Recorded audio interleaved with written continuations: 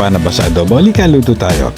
Magsangkotsa muna tayo ng manok. Huwag lalagyan ng tubig, huwag lalagyan ng mantika. Kusa ito magtutubig at lalambot kusa magmamantika. Palalabasin natin ang natural na lasa ng manok na hindi kailangan ng chicken cubes.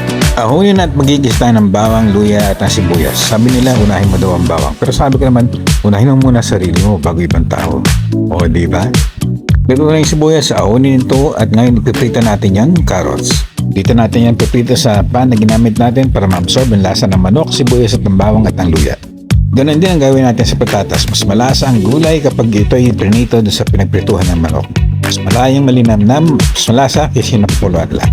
Lalagyan na natin ito ngayon ng kamatis. Maraming kamatis. Mas maraming kamatis, mas masarap. Hindi tayo gagamit ng tomato sauce.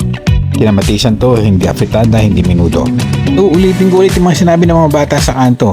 Kumain ka ng manok para hindi ka matapilok at mahulog sa maling jowa. Siguro hindi ka mahilig na manok no nung bata ka. Makakahabol ka pa, huwag ka mag-alala. Ngayon pwede mo ito timplahan ng konting paminta at paprika.